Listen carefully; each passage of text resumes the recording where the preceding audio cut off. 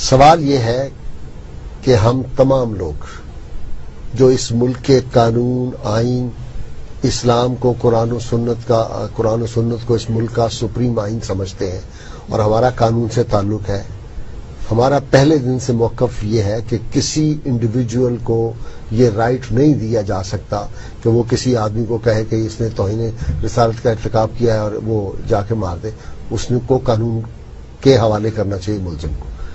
یہ کیس بالکل ایک مختلف کیس ہے۔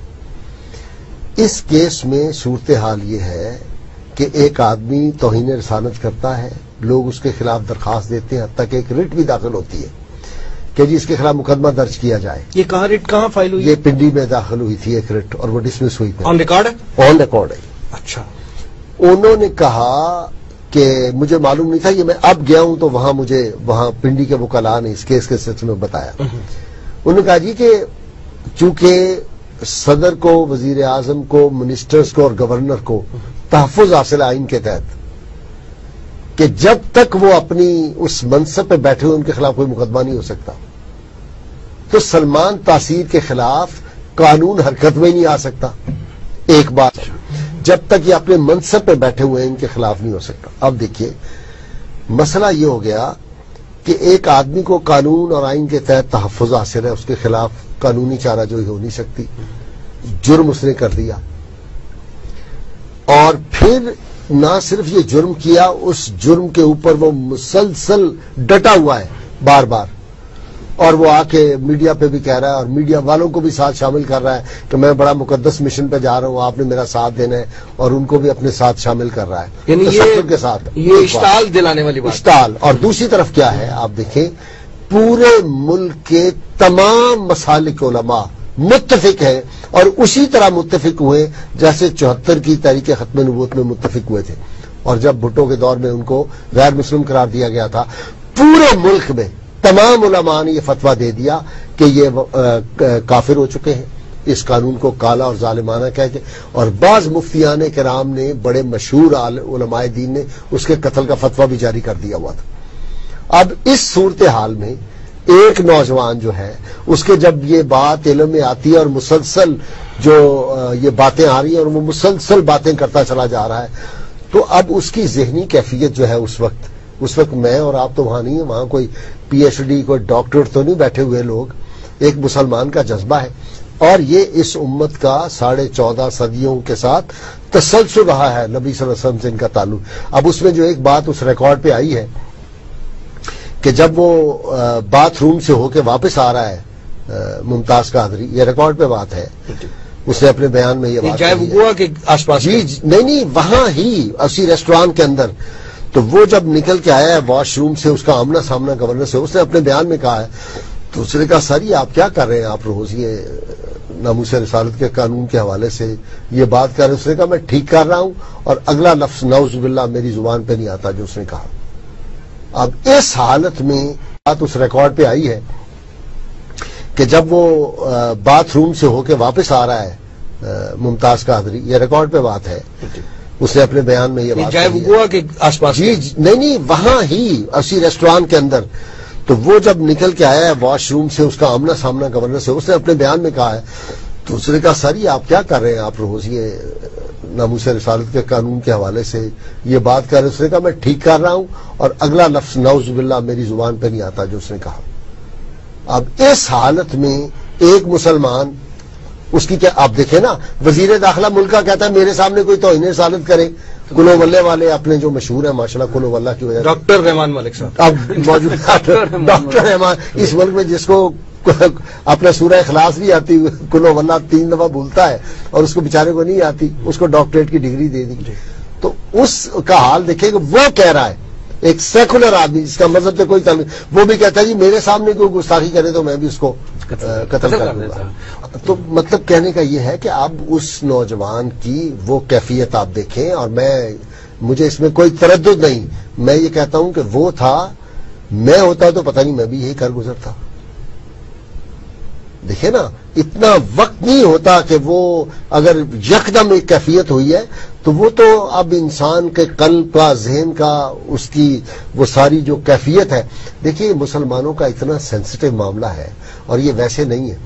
دیکھیے ہمارے قانون میں کیا ہے، ایک آدمی جاتا ہے، وہ دیکھتا ہے کہ اس کی بیوی کوئی آدمی غیر حالت میں اس کی بیوی کے ساتھ ہے، اس نے دیکھ لیا تو کیا ہوتا ہے، وہ فوری قتل کر دیتا ہے. اس کی ماں کے ساتھ کوئی بدتمیزی کر رہا ہے، وہ فوراً قتل کر دیتا ہے. ان کی عزت حرمت کی خاطر اس کی جان پہ، اس کے باپ پہ کوئی حملہ کرتا ہے تو وہ فوری ریئیکٹ کرتا ہے اور اس کو مار دیتا ہے دفاع میں. یہاں حدیث ہے نبی صلی اللہ علیہ وسلم کی، لا یؤمن احدکم حتی اکون احب الیہ من والدہ وولدہ والناس اجمعین. تم میں سے کوئی شخص اس وقت تک مومن نہیں ہو سکتا جب تک وہ مجھے اپنی جان، مال، اپنے ماں باپ اور تمام دنیا سے زیادہ عزیز نہ جانے. تو کروڑوں اربوں ماؤں کی عزت، بہنوں کی عزت، باپ کی عزت، ان کی جان اور مومن کی اپنی جان سے بڑھ کے نبی صلی اللہ علیہ وسلم سب کو قربان کرنا ہے. تو یہ ویسٹ جو ہے نا، اس کا پرابلم کیا ہے؟ ویسٹ ہمارا تعلق ہمارے پیغمبر صلی اللہ علیہ وسلم سے، اس کی گہرائی اور گہرائی وہ سمجھتا ہی نہیں. جتنے فوری اشتعال کے مقدمے ہوتے ہیں ان میں کبھی سزائے موت نہیں ہوئی. اسی لیے نہیں ہوتی کہ آدمی اپنے جذبات پہ اس وقت اس کا کنٹرول نہیں رہتا.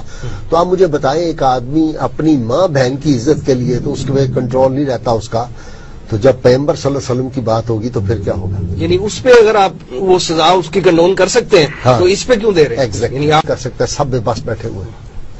تو جس ملک میں آلریڈی یہ صورتحال ہو، وہاں پہ گورنر جس کے پاس قارون کا خزانہ ہو، اور یہی نہیں ہے، اس کا جب یہ آن جہانی کا قتل ہوا ہے تو اس کے بعد اس کی بیٹی کا اور بیٹے کے آپ نے دیکھا جو انٹرویو آئے ہیں، انہوں نے کہا جی ہمارے والد صاحب کا اگلا سٹیپ یہ تھا کہ یہ جو قادیانیوں کو غیر مسلم اقلیت قرار دیا گیا تھا آئین پاکستان میں، اس میں بھی وہ تبدیلی چاہتے تھے. اور جب فیوچر پلانز میں یہ فیوچر پلان میں شامل تھا. اور میں اب جب یورپ کے دورے پہ گیا ہوا تھا تو وہاں مجھے انہوں نے بتایا کہ اس کی بیٹی وہاں پہ گئی ہوئی تھی اور وہاں ایک تقریب ہوئی، اور اس تقریب میں جو لوگ، ایک نوجوان وہاں مجھے ملا جو انجینئر تھا، شامل ہوا، اس نے سنا ہے وہ کیس.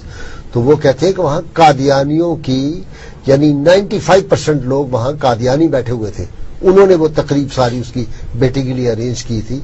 تو اس سارے معاملے کو جو اتنا ہائپ کریٹ کی جا رہی ہے، اس کے پیچھے ایک قادیانی ہاتھ ہے اور کسی اور کو اس بات کا خطرہ نہیں. مجھے بتائیے، میں نے پہلے بھی کئی مرتبہ یہ کہا ہے، میڈیا پہ بھی، بعض فنکشنز میں بھی، جس آدمی نے نبی صلی اللہ علیہ وسلم کی توہین نہیں کرنی اس کو کیا خطرہ ہے اس قانون سے؟ ایک بات. نمبر 2، آپ دیکھیے، یہ پاکستان کی بات نہیں ہے.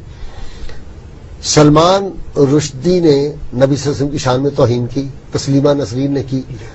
اس وقت سے جب تک انہوں نے، اور یہ جو پیچھے کارٹونوں پہ جو کچھ ہوا ہے اس امت پہ، تو یہ مسلسل وہ اشتعال ہے جو اشتعال مسلسل بڑھتا چلا جاتا ہے وقت کے ساتھ ساتھ. عدالت نے یہ بھی غلط کہہ دیا، انہوں نے کہا، عدالت نے اپنے فیصلے میں لکھا ہے اس کے ممتاز قادری کے کیس میں کہ جی نبی صلی اللہ علیہ وسلم کے گستاخ کی سزا یقیناً موت ہے، لیکن اس کیس میں اشتعال جو تھا، اگر گورنر نے کچھ کیا بھی تھا تو اس نے تو نومبر میں کیا تھا اور 4 جنوری کو اس کا قتل ہوا ہے، تو اشتعال فوری نہیں تھا.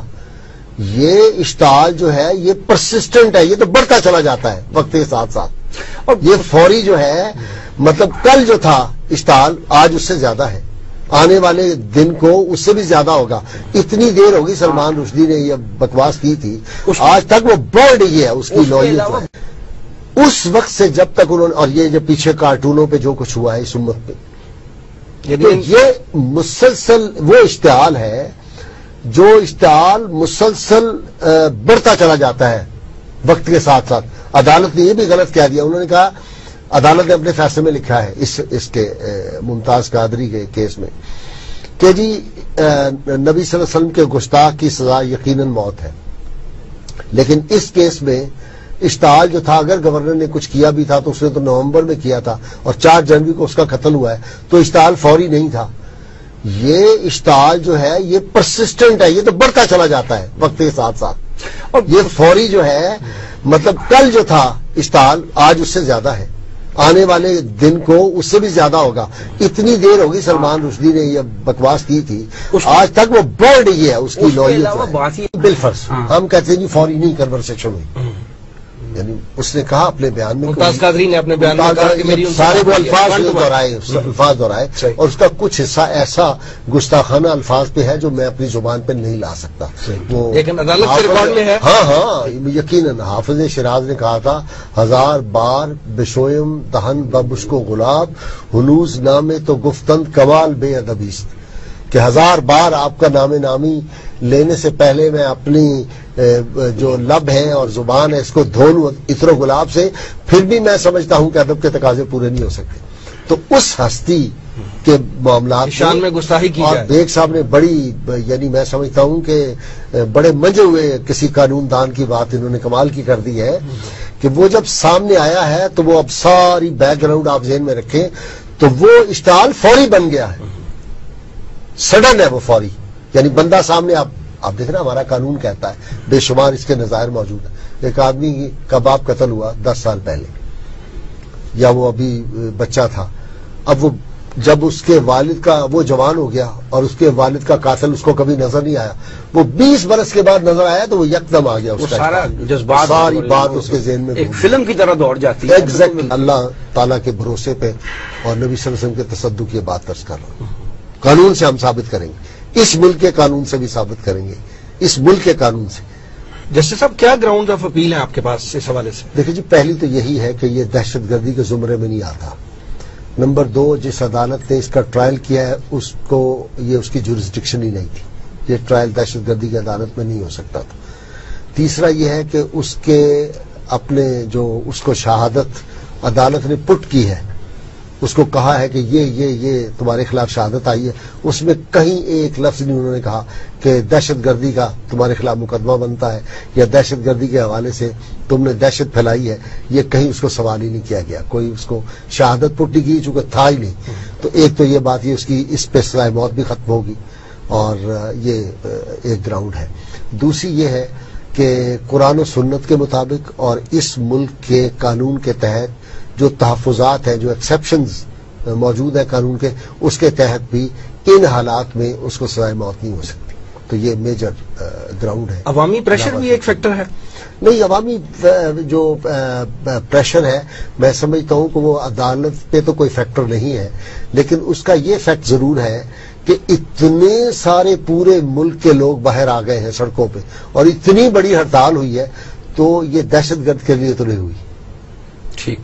دہشت گرد تو وہ تھا جس نے یہ فیل کیا اور یعنی مارا گراؤنڈ تو مل گئی نا، جو مارا گیا آنجہانی وہ دہشت گرد تھا، اسے دہشت گرد اس لیے کہ قرآن حکیم نے یہ طے کر دیا والفتنہ تو اشد من القتل، فتنہ قتل سے بھی بڑا جو ہے وہ جرم ہے. اور فتنہ ہے اصل ٹیررزم کی جو دفعات ہے نا، ان کا اگر آپ مجھے مغز پوچھیں کہ کیا ہے تو وہ ہے جو آدمی فتنہ پھیلائے ملک میں وہ ٹیررسٹ ہے.